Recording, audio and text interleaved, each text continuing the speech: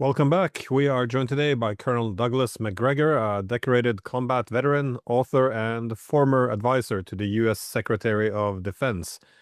Thank you for coming back on. We are now, heading towards the end of day 3 of the war against Iran, and I think well, it's fair to say that I think Trump was hoping for a quick war, but it doesn't appear that there will be any quick regime change operation happening here. How are you assessing it, though?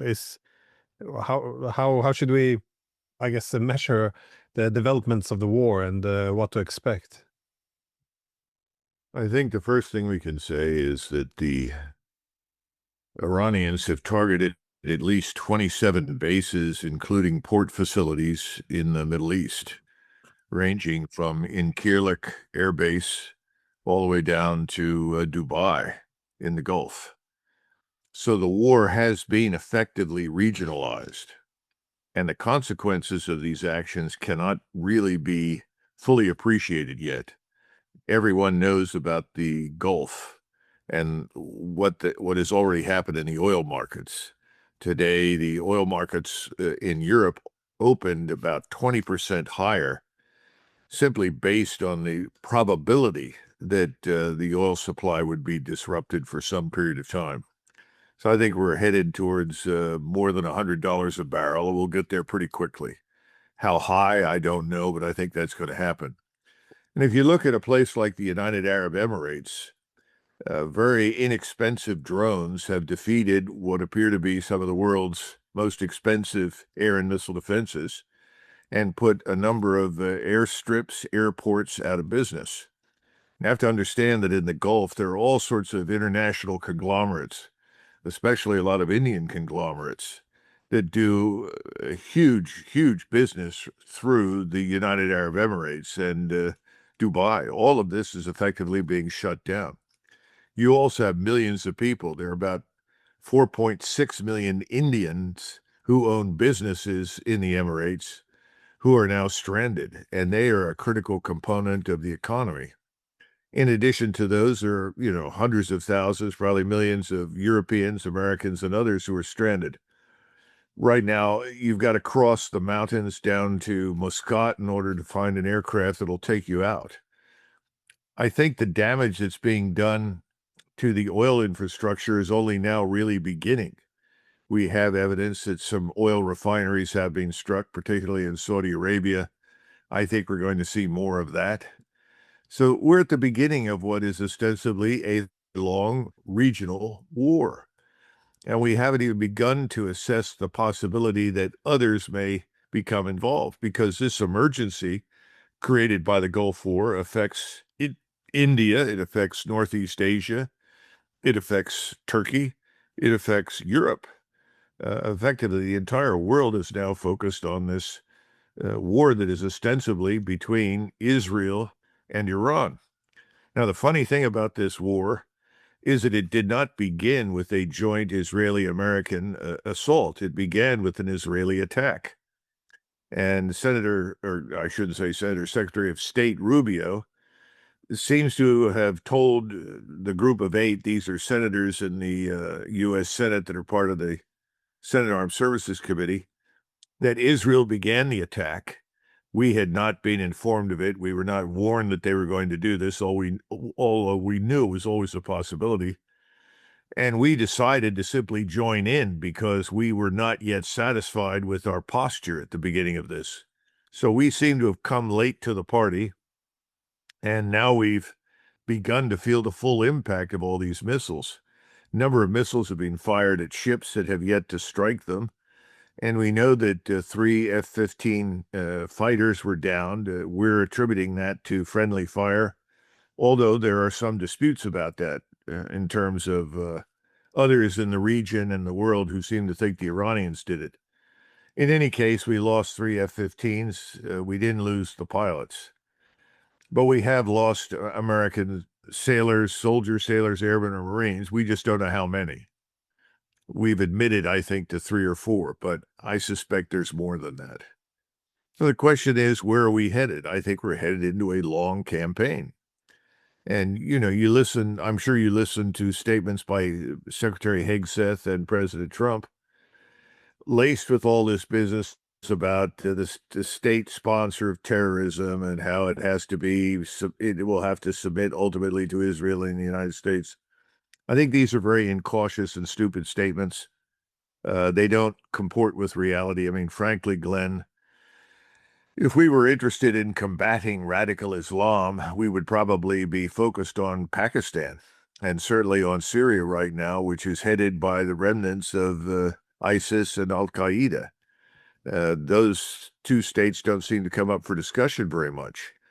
And Pakistan, in particular, has been the sort of incubator of radical Islam and Islamist terrorism for a long time.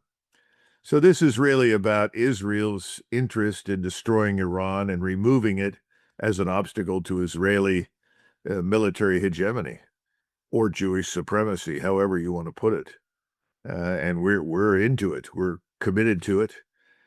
And I think ultimately logistics will probably have a big impact because we will eventually run out of missiles.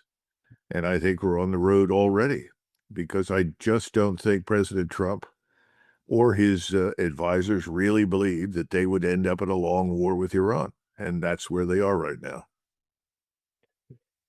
Well, besides from the military targets, as you mentioned, we also seen attacks on ports, oil refineries, shipping, airports, some hotels. There seems to be several civilian targets as well. Did this take you by surprise? And how do you see I guess, the cost benefit to Iran here? Because on one hand, they want to inflict as much pain as possible, but I assume they don't want to pull in too many other external actors. Because doesn't this risk entering into the war? The Gulf states or even the Europeans suggested that they would come in and defend their assets, their bases, and their allies.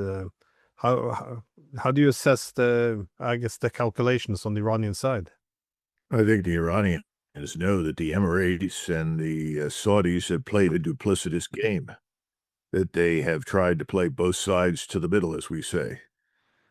So I don't think the Iranians regret any of that. And I think they want to make the world feel pain because they are feeling acute pain. So that's not surprising in the least. As far as the Europeans are concerned, they've known from the very beginning Iran presents no threat. That was laughable when we insisted on this installation in Romania, this anti-ballistic missile installation, on the grounds that we were protecting our European allies from Iranian missile attack. Nobody believed in that. That's nonsense. As far as the Europeans intervening to do anything, I think the British have sent their F-22s. Whether or not they've done anything, I don't know. Now, I know that their bases on Cyprus have been struck, and I assume probably put out of action. So I don't know what to make of European intervention. I think that's more hot air, but we'll see. They could certainly send some ships, but then again, they would be in harm's way. And it all depends on whether or not the European peoples are going to sign on for this. Again, you've got to distinguish Iran and the Shia from the vast majority of Muslims who are Sunni and Arabs and Turks. And I think the Europeans are a little more sophisticated than the Americans. They do not mix them up. They understand Iran is different, and Iran's interests are different. And Iran, as a civilizational state, Persia, is an entirely different animal from the rest of these post-World War I artificial constructs. So, we'll see, but I don't expect much out of the Europeans. I'm more concerned about the Chinese and the Russians. And when I say concerned, I mean I wonder how long they sit on the sidelines and allow this to go on, because this is not in their interests, obviously. They want Iran to survive. Iran is a critical component of BRICS. It's part of the Belt and Road Initiative. The Turks want Iran to survive. I haven't heard any complaints out of the Turks about destroying our air base at Incirlik, because they know that that's our air base, and they have always been reticent to allow us to operate from that base against anyone we wanted in the region. So I think we're seeing the world sort of move in an entirely new direction. I would argue this is the end of Sykes-Picot. I think the maps are going to change. I'll be very surprised if all these family dictatorships in the Persian Gulf survive in their current form. I think the damage that's being done economically is going to stay with us for some period of time. The Indians have already turned to purchase oil again from the Russians, and that makes perfect sense for them. I'm surprised they ever went along with us to begin with. The dollar is losing airspeed and altitude. Uh, I mean, economically, this is a catastrophe. Financially, for us, I think it's a disaster. It's going to take more time, but over time, it's going to get worse for us. Remember, we are the ones that have been boasting to the world about how powerful we are and how the entire world needs to shake in fear of the American military power. Well, then people are going to expect us to perform.